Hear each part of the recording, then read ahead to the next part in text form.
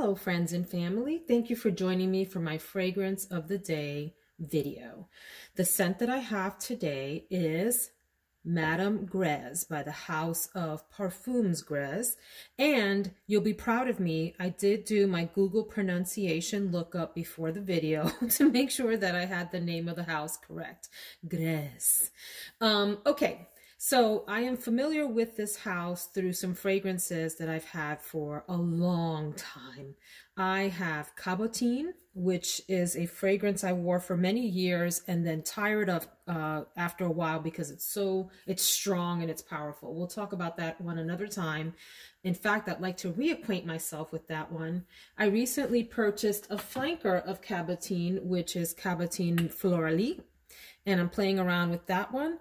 Verdict so far is this one is okay. Nothing, spectacular, but a decent, solid spring, summertime perfume. And then I also have a perfume called Cabochard. I don't have that up here. Excuse me. I don't have that up here. I have that in another room. And because I was going to sell it. And now that I have grown my perfume collection and developed new appreciation for different kinds of perfume, I think I might actually just bring it back into my collection and not sell it. Cabochard is a perfume that smells like dirty money. And I mean literally the bills, the paper money. It smells like that mixed with leather. It's a really potent fragrance that I wore at a time that I wasn't ready to wear it. My late 20s, early 30s. I was trying to wear Cabochard to the office, you guys. Yep. Probably killed some folks at the office, gassed everyone out. And I used to, at that point, work in an office setting where there were cubicles. Can you imagine? Can you imagine someone wearing either of those scents, Cabotine or Cabochard, into an office setting? They're both complete beast mode, out of this world, knock you dead fragrances. Anyway, I am digressing. The point is that I'm familiar with this house, but I just recently learned about Madame Gres within the last, I would say, couple of years. And I think it's newer. I think it was introduced into the market in the 2000 teens, like 2013 or 14 or something like that, if I'm not mistaken. And I got really curious about it. I think that the bottle is nice but plain. I don't love the sort of sticker on the front, but that's okay. And it's got this plastic G on top. So I find the top a little bit cheap, if you will. But the bottle itself, it's hard to go wrong with a classic square heavy glass bottle like this.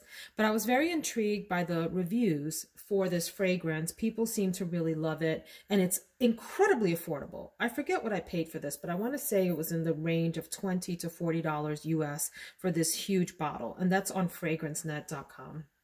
So on my thumbnail, I attempted to capture some of what to me are the prominent notes in this. So the background of the thumbnail is leather, leather.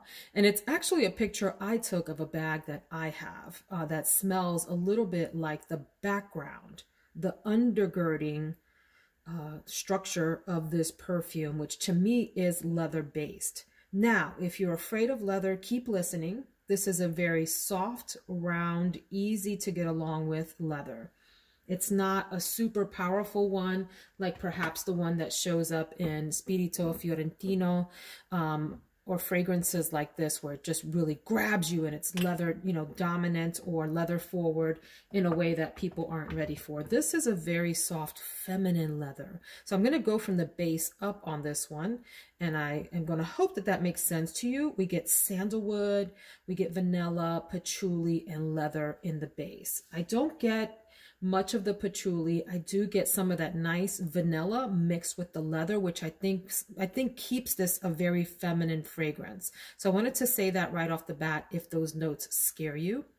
In the middle of this perfume, you get peony, which is what I featured on the thumbnail, freesia, and magnolia. Magnolia is one of those notes that I have a difficult time with.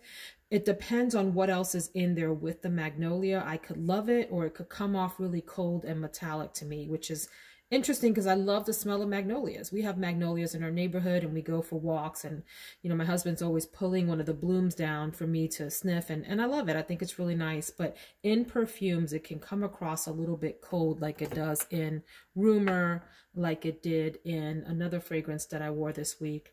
And in the top of this perfume, continuing on this reverse note trend, you have pineapple, cardamom, and grapefruit. Now, you'll also see raspberries on the thumbnail. And the reason for that is I get the sensation, the smell of raspberries at the top.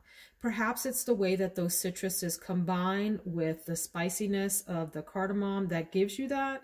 I don't really know. But I get like a fruity opening. Now, if I sit there, sniff and think about it some more, I can, in my mind, separate out a little bit of that grapefruit note and a little bit of that pineapple. I will say this though, I've said this before, Fragrantica will play you and put notes in there that aren't actually in the fragrance. So I'm really cautious when I look now at the note structure in Fragrantica, and know that the power of suggestion is very real. So perhaps I'm imagining some of those notes as well. So that's why I went ahead and put the raspberry in the thumbnail, because that's what I get at the top. I'm not saying there's a raspberry note. I'm saying whatever's at the top combines for that. So this opens very juicy, fruity, light and feminine and playful. And then, so when I sprayed it, I thought, oh, I wanted a more serious fragrance today. Maybe this is a little bit too like on the frou-frou girly Victoria's Secret end of things, Bath and Body Works, fresh and fruity. However, very quickly as those top notes started to dissipate and the heart started to shine through, I realized, no, do not confuse Madame Gres with a light and fruity, girly, playful fragrance. This one is serious. It brings that femininity at the top and in the middle with this beautiful floral combination, which to me is very heavy on the peony to my nose. And then those base notes surround this in a really pretty way and give it a strong and feminine, but serious and substantial base, okay? I like it.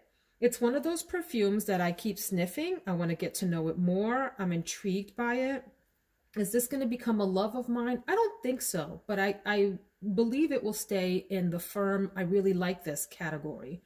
And I'm okay with that.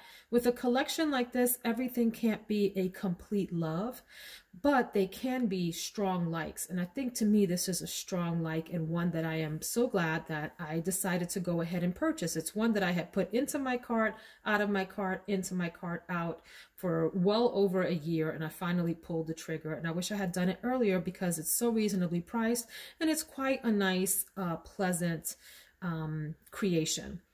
So that's Madame Gres, a fruity yet, I will also say this before I go. It has a little bit of a smoky, incensey thing going on in the base. And I know that that's not listed as, those are not listed as notes, no kind of incense notes or whatever.